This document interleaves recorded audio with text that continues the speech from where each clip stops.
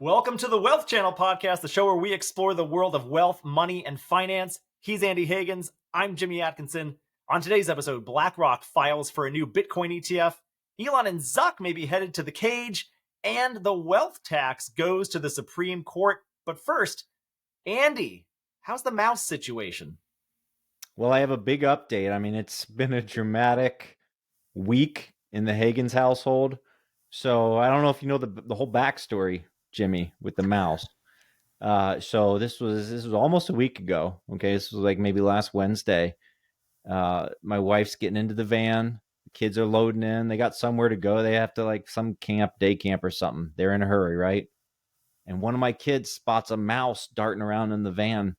And so my wife, she freaks out, right? But she's like, well, we got to go. We got to be at this camp. So she has to drive there with the mouse in the van.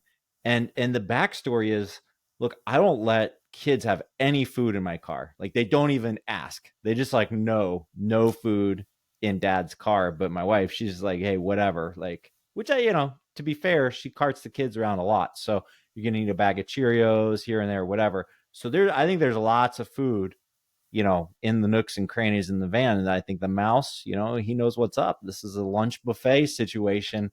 So we've been all week, we've been putting traps in the van at night. And then in the morning, we got to go out, take them out, before the kids get in the car. There were like 3 nights in a row we didn't catch anything.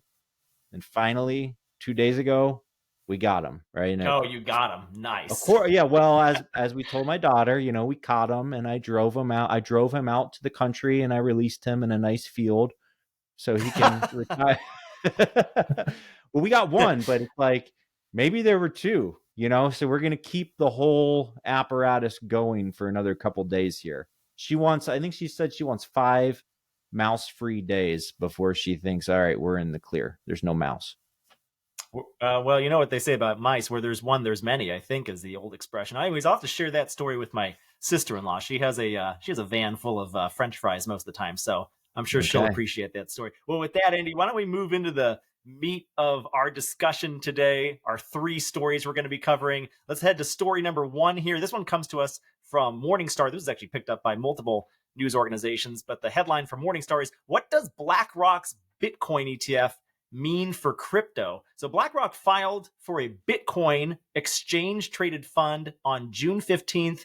And since then, Bitcoin's been up, Andy. Bitcoin is now up 20% just in the last 10 or so days since this news was released. It reached $30,000 for the first time in over a year. It's still off its all-time high of $67,000, which was set in November 2021, but it's climbed back quite a bit.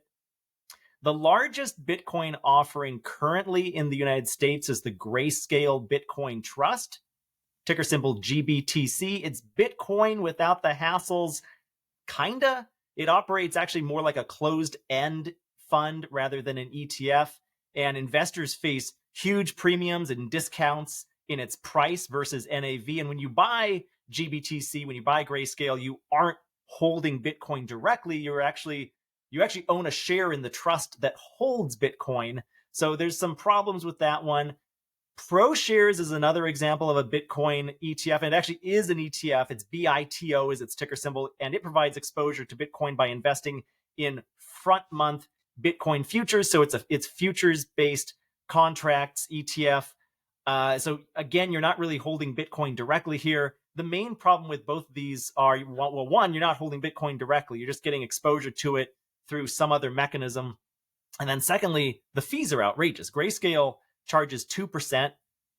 BITO, that ETF from ProShares, charges 95 basis points, which is better, but still pretty darn high. Now, an iShares spot Bitcoin ETF from BlackRock would be a true spot Bitcoin ETF, and it would make Bitcoin legitimate, according to this article from Morningstar, and it would carry much lower fees than the current offerings. It would just be much less costly for BlackRock to operate, but it still wouldn't be the same as holding Bitcoin directly, but it would give investors more direct exposure to it than current offerings. It'd be much closer to the real thing.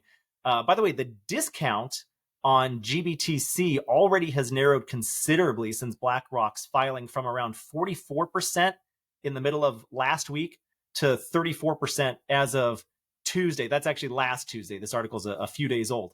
But the SEC, Andy, has already rejected spot Bitcoin ETF proposals from Fidelity, among many others. And one differentiator here in BlackRock's filing, Andy, is the implementation of a surveillance sharing platform in which NASDAQ would be able to get confidential information on buyers, sellers, and prices, thus limiting the risk of price manipulation, which is one of the SEC's biggest concerns. Andy, I've got a lot of questions for you here. I think we've got a lot to unpack with this story, but first question to you, is Bitcoin officially back? Well, I don't even know that it ever really went away, right? Like in the recent crypto bust, obviously its price went down, but Bitcoin, it has this cycle where it hits like a new peak every couple of years. It hits a new peak, and then it has a big fall, and usually they call it a crypto winter. It usually kind of stays in the basement for a while, but then it ends up having another run up and hitting a new peak. And so I think Bitcoin investors, Bitcoin speculators, they're used to Bitcoin going up and down. And the lows, think about how much higher the lows this year or last year were compared to 10 years ago, 6 years ago, whatever. So I don't think Bitcoin ever really went away. I think what happened is a lot of the other more speculative cryptocurrencies got washed out. But I don't know that even institutional buyers and holders of Bitcoin, I don't know that anyone was really that phased by the most recent lows of the last 12 months. Yeah, well, part of, I think, the draw of Bitcoin, in addition to it being a hedge against inflation or a hedge against the U.S. dollar as the world's reserve currency, or a hedge of just central markets or central banks, I should say. It's kind of this rogue currency that is decentralized. But if BlackRock enters the arena here and has a spot Bitcoin ETF here, I don't know, at some point later this year, possibly, would it do away with that purpose of Bitcoin? Would it become too institutional in your mind, Andy? No, not any more than a gold ETF makes physical gold institutionalized, right? So, I mean, if you own physical gold, if you have some gold bullion, if you have an American gold eagle, you're holding it in your hand. It's the same gold piece, regardless of what novel financial structure has been set up where other people can invest or speculate on gold, or derivatives or things like that are based on the price of gold. You can still own gold, right? And I think the same thing is true with Bitcoin. The real serious crypto people, they're never even going to look at a Bitcoin ETF, right? They're going to have some kind of a, I don't, Jimmy, you're more the nerd with this tech stuff, but aren't they going to have some kind of a wallet of, is it a frozen wallet, a cold wallet? I don't know, but there's going to, what's the verbiage, Jimmy? Help me out here. What would a I real, went I went down the rabbit hole on this about, I think, 18 months ago, right when it was hitting its highs. I guess I bought high, I guess you could say, Andy. I was not a very savvy investor here, but I got caught up in the crypto game. Well, here's what happened, Andy. I figured, hey, you know what? Let me just try my hand at this because I just want to see what all the fuss is about. So I actually went and bought a hard wallet or a cold wallet, and I got a little bit of Bitcoin and Ether on the wallet. Not enough to lose sleep over, mind you. A fraction of my overall portfolio, just a little bit of play money, basically, just to see if I could do it because I was interested in the technical challenge and just seeing what all the fuss was about. And I thought, hey, maybe there's a big upside here. It was a speculative kind of fun investment for me. But that's the thing that I'm not quite sure about with what the purpose of an ETF would be exactly here, Andy. Like with a gold ETF, I get that. Like it there's a huge cost in holding physical gold or physical silver or physical copper or whatever type of precious metal or store of value that you're trying to hold, right? Because it's like, well, I only have so much space in my garage or in my closet or up in my attic or in my bag, and then, well, if the house burns down or I get robbed, like what's going to happen? But with Bitcoin, it doesn't actually take up any physical space, so why not just like get over the learning curve, figure out how to buy and hold it? You can hold as much as you want on a little thumb drive about this big, and What's the purpose of the ETF in the first place, Andy? That's what I don't really understand. Uh, Jimmy, I mean, there's so many reasons that an ETF like this could be hugely successful. So many reasons that it could exist and it should exist. Okay, number one, just the ease of investing. You know, think about the huge numbers of investors who don't have an account at Coinbase, who aren't going to get a cold wallet like you have, who don't, people like me who, some of this technology, it's kind of like, yeah, I could probably figure it out, but I don't really want to. I don't care enough, right? So, but I'm already used to buying and selling ETFs in my brokerage account, right? So those sorts of retail investors, but also think about the counterparty risk. With all of these crypto exchanges and crypto lending things that were in the news, so many of them are in bankruptcy right now. Some of them, outright just stole people's money. The idea of not having that counterparty risk or risk of having it at some exchange that gets either frozen or goes bankrupt or steals your money, I think that appeal is huge. And then also think of like maybe institutional investors.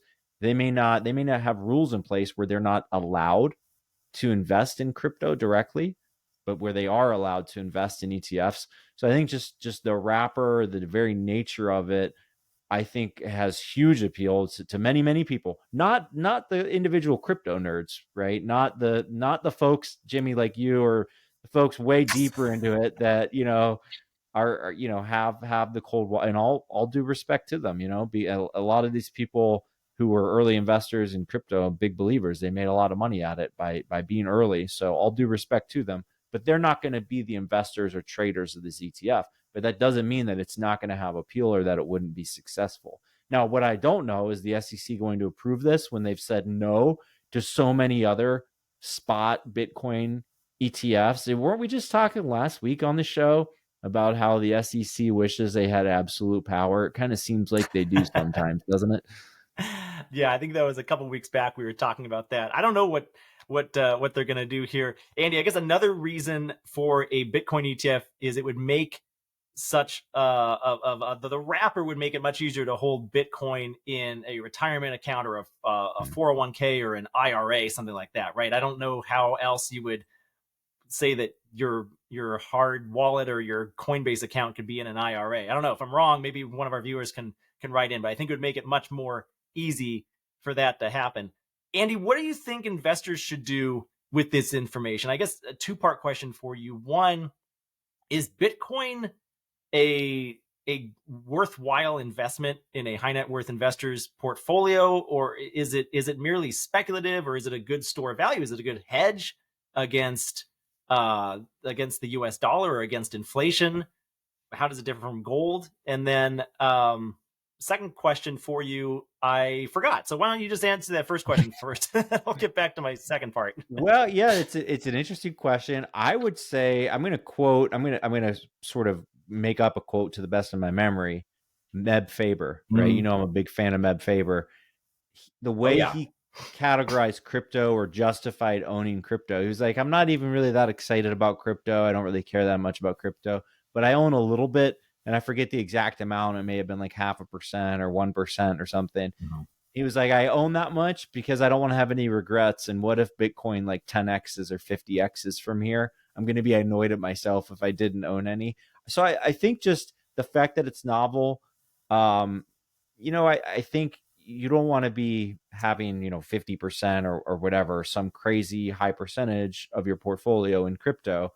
But I think even if you're not excited about it, it's totally reasonable for a high net worth investor to have 0.5% or 1%, maybe even 2% of their net worth in crypto. And again, I just love the way Meb Faber put it. It's like own enough of it where if it 10x's, and by the way, Bitcoin has 10x'd many, many times in its history, right? Own enough where if it 10x's, you'll say, oh, I'm glad I own a little bit. But also where if it goes to zero, you just kind of shrug and you go, yeah, whatever. That's why I only had, 0.5% or whatever. That's my attitude.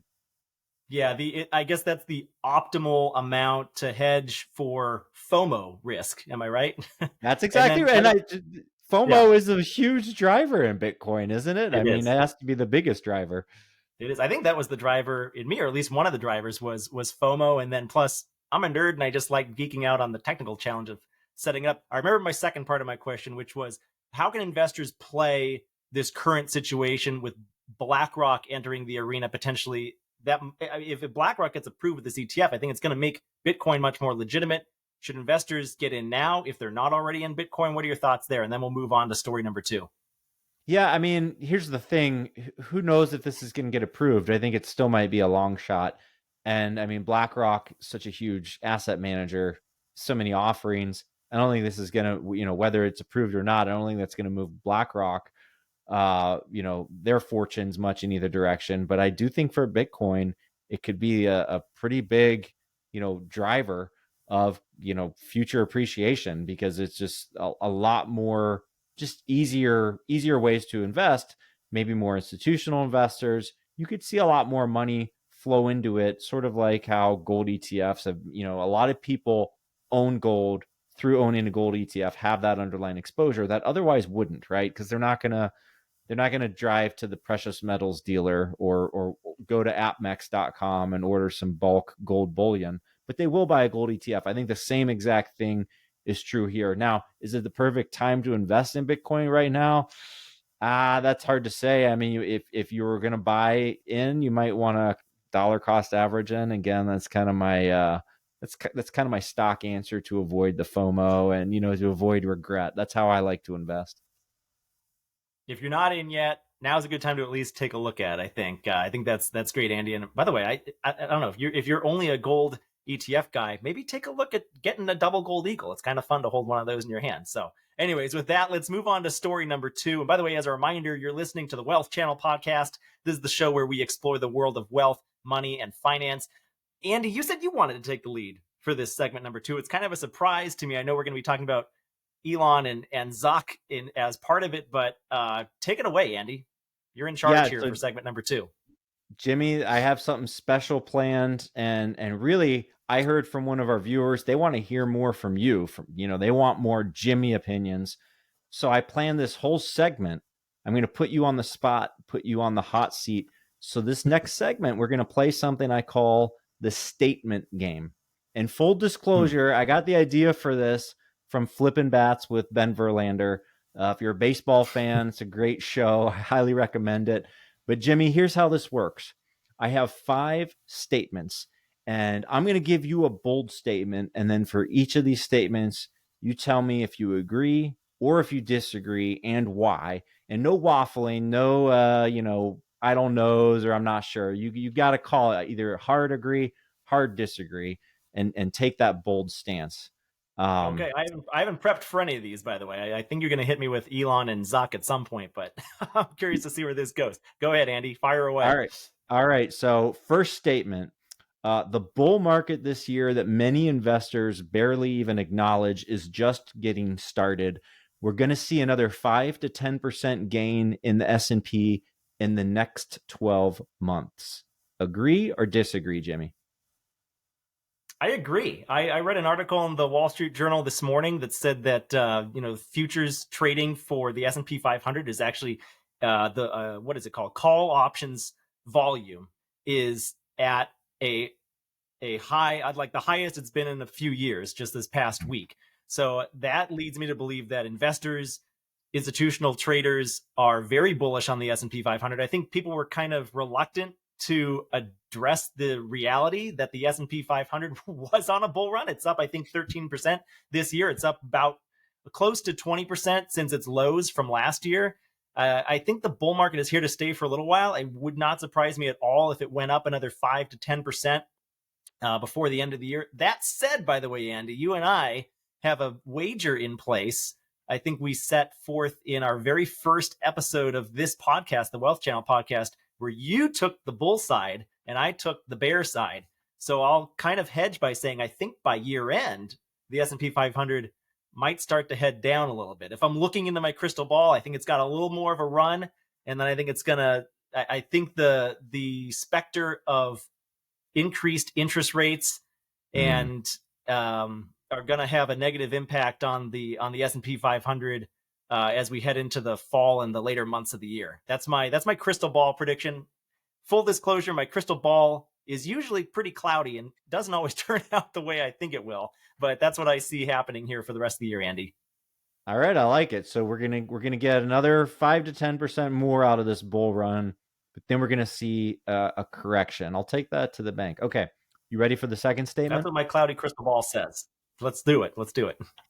All right. So second statement: AI, artificial intelligence, is in the 1999 quote unquote .com phase, where VCs, thought leaders, everyone and their cousin is overhyping this big bubble that's going to just burst in the next couple of years.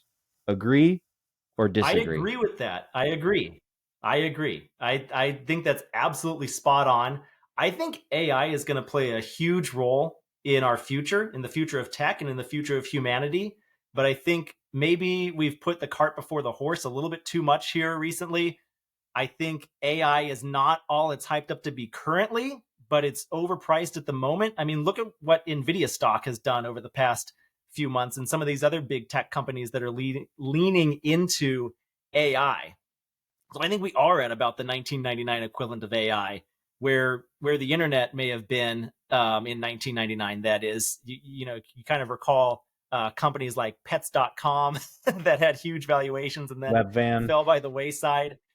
Now that said, by the way, look what has happened with internet technology in the ensuing 23, 24 years, right? Like internet stocks have gone up, up, up. I mean, look what's happened with Google and Netflix and Apple and Facebook. I mean, it's incredible the run, but we did have a pretty big correction before that run up. So I think we're probably going to experience something similar here with AI very shortly, where this bubble builds up and up and up and then pops and crashes before we have a big sustained run up in the midterm.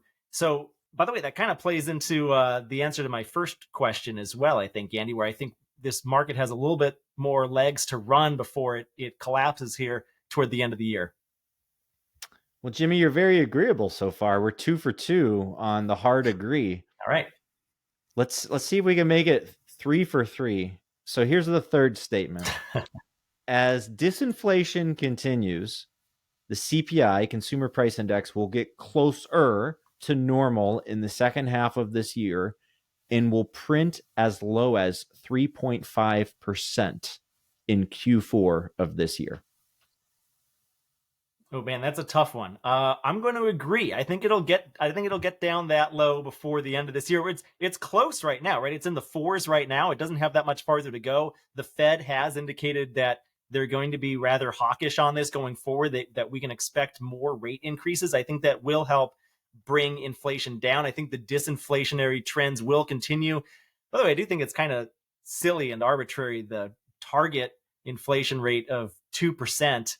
I don't know how long it's going to take to hit that necessarily, but I think we're getting close enough to, what did you say, 3.5% was where we had to hit. 3.5. I think Yeah. we're gonna 3.5. I do think that we will hit 3.5 before the end of the year. Absolutely, yeah, Andy. I think that's the trend these days, is that the Fed has increased rates so quickly and in such high hikes that they have done a pretty good job of bringing inflation back down, and I think it will hit 3.5% before the end of the year. Yeah, and again, I define 3.5. I'm not calling that normal exactly, normal-ish, right? It's not hitting that 2% target, but I think it's a That might number be the where, new normal at some point. 2% is kind of an arbitrary number. I mean, why not 0 or 1 or 3 or 4, right? There's well, nothing magical I think we about know 2%. why not 0, right? Yeah, Inflation that's is true. it's too good for Uncle Sam. Yeah, All it right, is. It is. are you ready for the fourth one? I'm ready. We're 3 for 3 so far, Andy. You got to give me one Yeah, I don't like here. I'm hoping you're going to disagree with this one because I don't want everybody to think that you and I are always agreeing on everything. That'd be kind of awkward. Here's the fourth statement. Yeah. As student loan repayments start up again and possible additional rate hikes by the Fed drain even more liquidity out of the economy, we'll see a more significant repricing of real estate assets in Q4 of this year and into Q1 of next year. So finally, we'll see a real correction in real estate prices. Agree or disagree?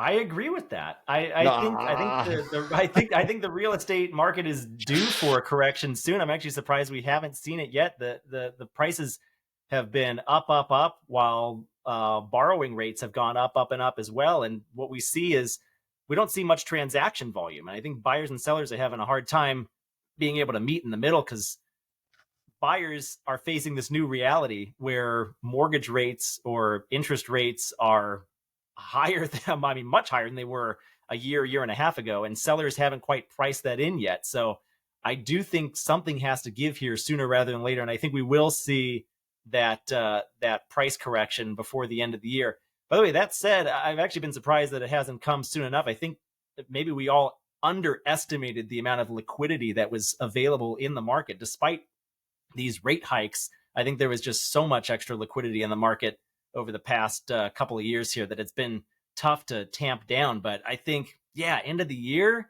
still what, 5.5 months away? I think that's enough time for a correction, Andy. I do. And now, if you had said maybe before the end of the summer, I might have disagreed with you there because I think it might still take a few more months before we see that. But I think it'll all come together here toward the end of the year. We'll have the S&P 500 drawing down. We'll have the AI tech bubble popped, and we'll see a price correction in real estate prices. Andy, Wait, that's an give me something interesting I point. disagree with. Come on now. Well, no, it's just interesting because I was kind of thinking in my head, I don't know that we're going to see much of a correct, maybe a little correction, but in the statement, I said a significant correction because there's all these real estate owners, whether we're talking about commercial real estate assets or just homeowners who are sitting on these really, really low fixed rate interest rates. And it's like, what is my incentive to sell when I'm paying, 4% interest on this asset that I own? I'll just hold it like indefinitely.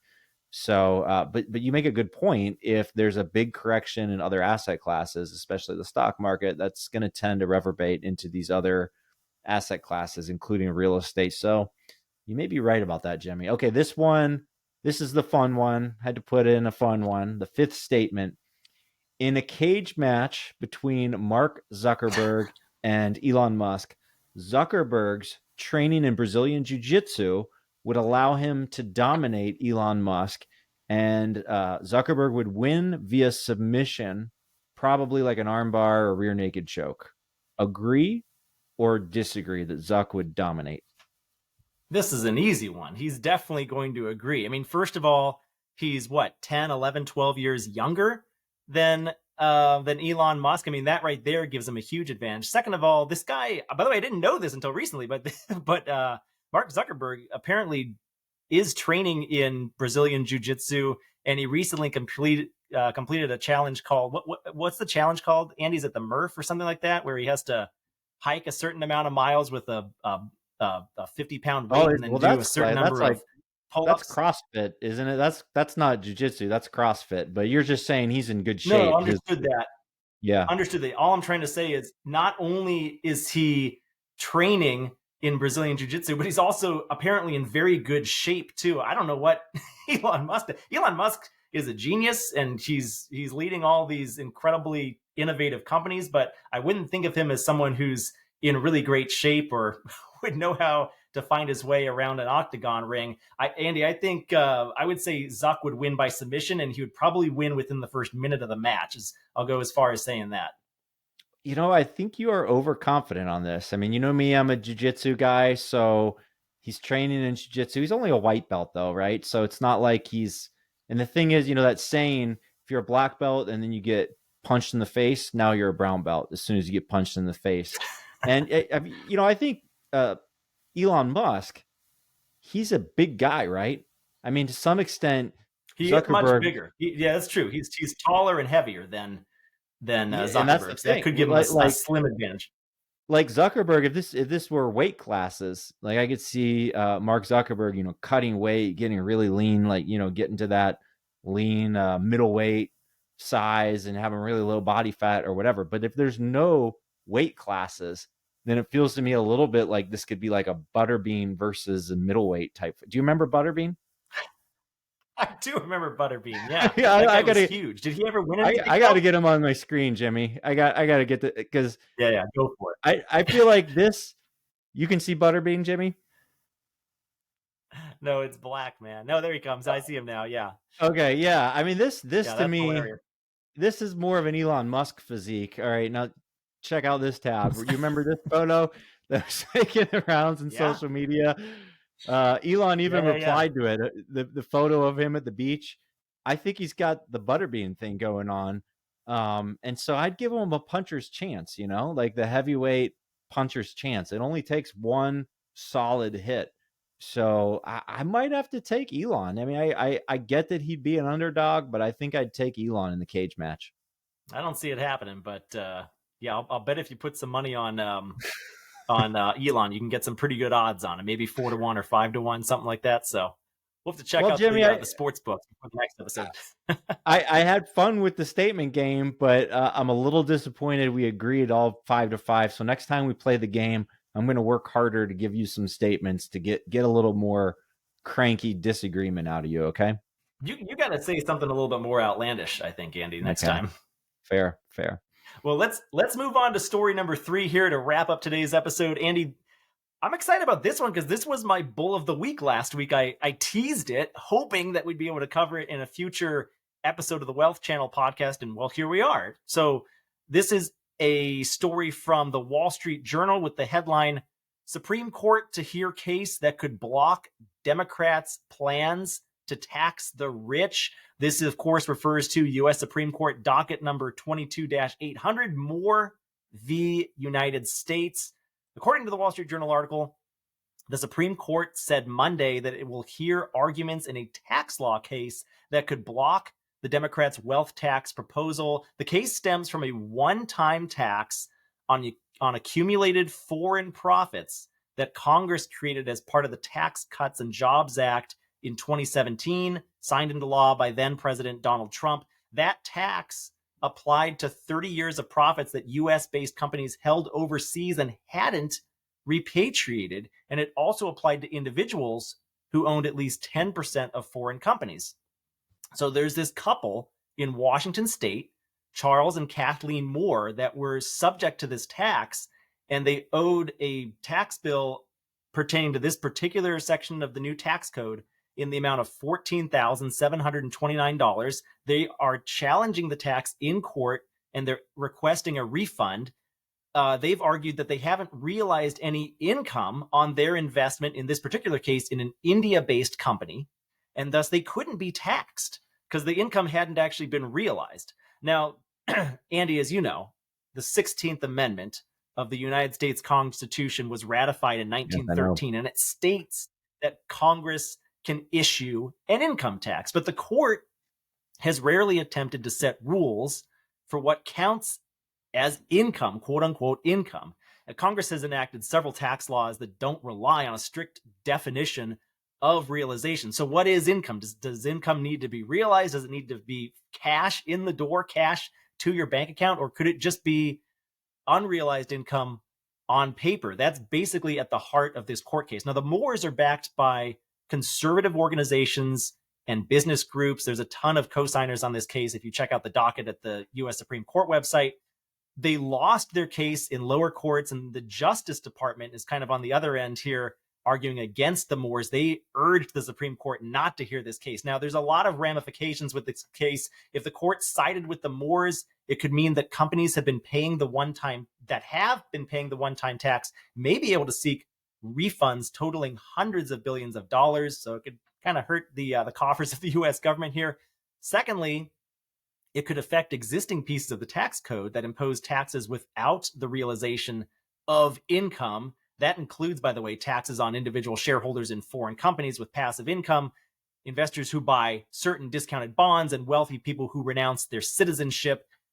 Thirdly, and this is the most interesting part and the sexiest part, I think, of this story, and kind of the lead here that we're going to go with on our headline, is this realization requirement, if the court favors the Moores, would block some of the Democrats' most ambitious tax proposals, such as President Biden's calls for an annual minimum tax on wealthy Americans, which would be based in part on unrealized capital gains. Other Democrats, Andy, such as Senator Elizabeth Warren, have proposed an annual tax on the net worth of the richest households. Now, Andy, I Mhm. fully believe that taxing unrealized income is unconstitutional. I think it's totally bogus. How can the US government point at a pot of money that I might have on paper and say, hey, you are that wealthy on paper. We're going to need to extract a certain amount of your paper net worth. I think that's totally bogus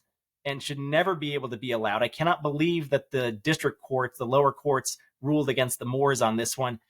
Andy, what about you? Do you support Senator Warren's plan to tax net worth on an annual basis, or do you not?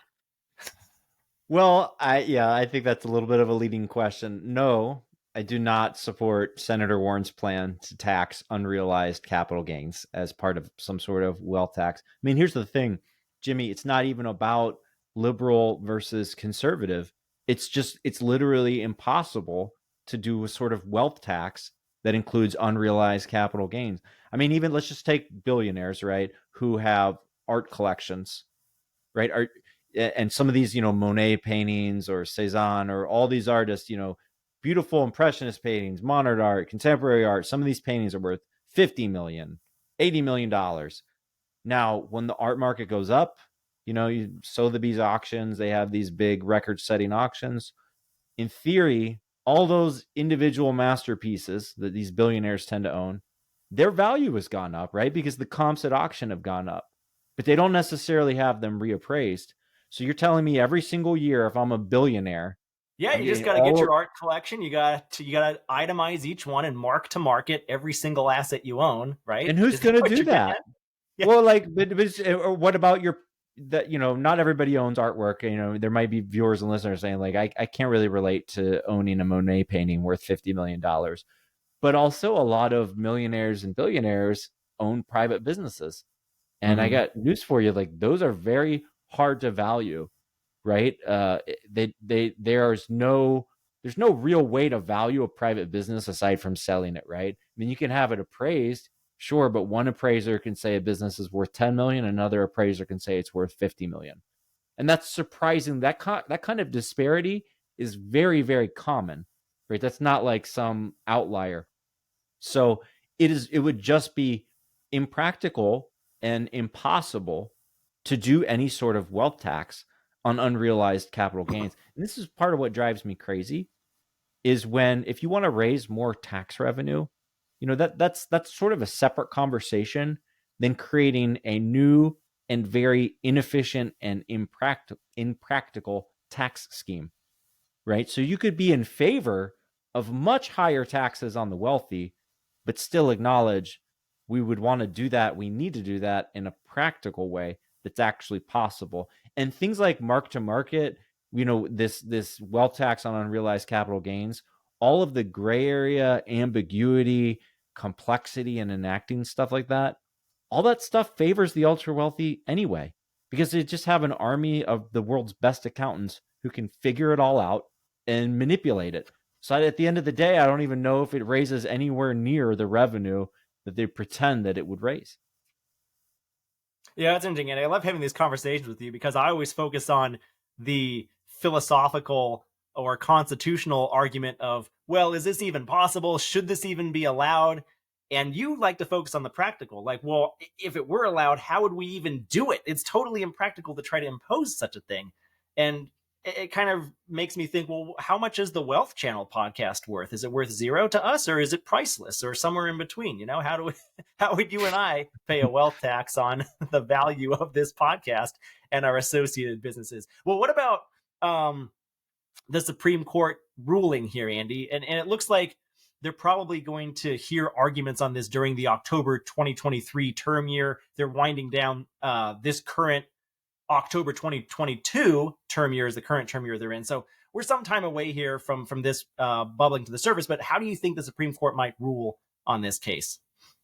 Jimmy, I honestly have no idea. I mean, historically, they have given Congress very wide latitude when it comes to taxation, right? But one wonders, this is a more conservative Supreme Court, if the impracticalities of taxing unrealized capital gains, I could see that coming up in the oral arguments before the court. And I'm far from an expert on the Supreme Court. There's a cynical side of me that says, in 9 times out of 10, with these kind of, really core cases that are more judgment calls, the justices, they already know how they're going to vote, and they just kind of work backwards to justify how they want to vote with some sort of legal reasoning. Um, I think this may be one of those situations where they can't really do anything that causes these big waves, or they may feel like they can't do anything that causes these big waves that destroys or drops a bomb on huge portions of our tax code or the way taxes are already collect. I think they would be very hesitant to do that, the Supreme Court, that is, just on a purely practical level. But at the same time, I can't imagine that the five conservative Supreme Court justices would feel any differently than you do, Jimmy, about the constitutionality of a wealth tax or a tax on unrealized capital gains. It's so silly. It's so Yeah, silly. it really is. Well, Andy, I think that one thing to consider here is that if the Supreme Court, I mean, no matter what the Supreme Court does, I think they're going to be dropping a bomb on the tax code, right? Because they're either going to be dropping a bomb on what's currently in the tax code, or they're going to be dropping a bomb in the sense that it would open up the possibility of a wealth tax going forward. So either way, I think the Supreme Court, damned if they do, damned if they don't, they're definitely going to piss off some people here or there, right? Yeah, and I think honestly, if I'm Elizabeth Warren, if I'm the Democrats, in a way, I'm hoping this ruling does go against me, in the sense that I think if they were able to pass some sort of tax on unrealized capital gains, it would turn into a nightmare for them politically, logistically, practically speaking. I think it's one of those things that they may be, kind of crossing their fingers and hoping, oh, I hope that these conservative Supreme Court justices get to play the bogeyman in this case, because that Yep. that wealth tax, I think it's one of those things that's good to campaign on, but when it comes time to actually legislate it, I think they'd probably rather not. Yeah, that's interesting to think because the Supreme Court could gift wrap them potentially the ability to impose a wealth tax. Maybe they Yeah. don't want that, is what is the point you're trying to make. They'd rather have the bad guy there, the bogeyman. Well, Andy, should we move on to this week's edition of the Bull of the Week? And if so, Andy, what's your Bull of the Week this week to close Yeah. So today's episode? I have an actual stock pick. I know sometimes I do, non-financial things for my bull of the week. Today, I have an actual stock pick for you, Jimmy, which is Hasbro Inc. That ticker on Nasdaq, HAS. So Hasbro, I mean, you're probably familiar with Hasbro, the toy company. They own Transformers, Parker Brothers. They have Monopoly, Twister, My Little Pony. They also own Wizards of the Coast, Jimmy. Do you know what Wizards of the Coast is? I do not. So, Wizards of the Coast is the parent company of Magic the Gathering, which is a collectible card game, kind of like Pokemon, started around the same time in the early to mid 1990s. And quietly, Magic the Gathering and Wizards of the Coast has grown into this huge, very profitable division within Hasbro, and I believe now it's they're basically their biggest moneymaker. And they own a lot of different brands, and Magic the Gathering is their biggest moneymaker. Well, anyway, Magic, the sales were up, but they'd kind of stalled out a little bit here lately. And Hasbro stock, if you look at it in the past 5 years, just in general, has not performed very well. But the latest release by Magic the Gathering was a Lord of the Rings set. And Wizards, they did something different. They put in like this ultra chase card. I don't know if you're familiar from like the sports card world, Jimmy, that companies will put in like these ultra chase cards, not like one out of every 10 packs or one every 100 packs, like one in the world signed jersey or, something like that. Well, Wizards put in, it's a Lord of the Rings theme set. They put in the One Ring. They printed a one of one copy of the One Ring from the Lord of the Rings, and it hasn't been opened. It's somewhere in one Hmm. of these booster boxes. And so there are now stores and collectors putting a bounty on it. And there's one store, I believe it was in Spain, it's basically said, we'll pay you $2 million we have like an open bid. If you open the One Ring card, we'll pay you $2 million for it. And so Wizards, number one, they've gotten all of this free publicity out of this new strategy. And of course, they've had chase cards before, but nothing like this, right? Nothing like 6 figures or 7 figures before. But also, now I think they've just realized, oh, we can do the same kind of strategy that like Topps and all of these sports cards manufacturers do, where they release these like super chase cards. And so I think now Hasbro, this is their money making division. I don't think that's in the stock price. I don't think investors are like fully aware of what's happened, where this long term brand that's very profitable as is for over 30 years, they just kind of figured out, I don't want to say by accident, because I think this was a test, a deliberate test, but I think it succeeded beyond their wildest dreams. And it's going to set up the next phase of growth for Wizards and for Hasbro. I don't think that's reflected at all in the stock price yet. I think like Magic the Gathering collectors, I think maybe are beginning to be aware that the game has changed. So that's my bull pick of the week. Hasbro. That's a good one, Andy. It's actually a financial base, a little bit of an investment based stock tip there. That's pretty cool. We should do a pack opening on this show. Maybe you could get a couple packs to open at one point down the road here, or maybe we can make it a short at least, and you can see if you pull one of those cards. Pull the one, yeah. I mean, if we pull the one ring, then it's a $2 million pull. Yeah, that'd be fun.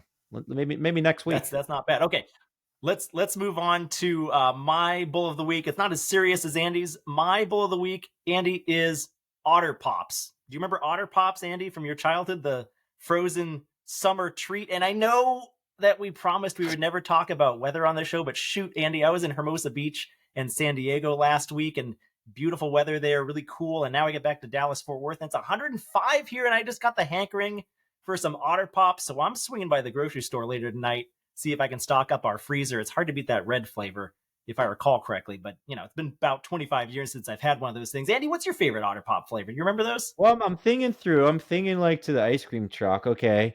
I'm thinking you got bomb pops, which are the red, white, and blue. Those are awesome. You got flavor ice, and it tends to be better quality from the ice cream truck. And then you have like the push pop with like the sherbet or whatever. You lost me with Otter Pop. Another type of flavor ice may have been what they called Otter Pops in the Midwest. You're from the Midwest, so that they're the little they're like the kind of in a plastic wrapper, and it's basically just a solid block of frozen sugar juice, basically, that you different colors, different flavors that you squeeze up. And I'll show them to you on the next episode, maybe, Andy. No, Jimmy, that's store. Yeah, I'm familiar with the flavor ice, but I got to say I'm more of a bomb pop guy. The white flavor in the middle. I don't even know what flavor that is, but I think I'd stick with a bomb pop personally. But I like your boy, and you know what? I'm going to allow you to talk about the weather. You're down in Texas, from what I understand. There's a heck of a heat wave this week, so I hope you're staying hydrated over there. I'm doing my best, Andy. And with that, we're out of time for today. But hey, do you want to do this again next week? Absolutely. All right. Well, Andy, thanks for joining me today. And thanks to you, our listener, for listening to today's episode of the Wealth Channel podcast, the show where we explore the world of wealth, money, and finance. As a reminder, you can find us online at wealthchannel.com/podcast. The Wealth Channel podcast is available on YouTube, Apple, Spotify, and all other podcast listening platforms. Just hit that subscribe button so you get our new episodes every Tuesday morning, and we'll see you next week.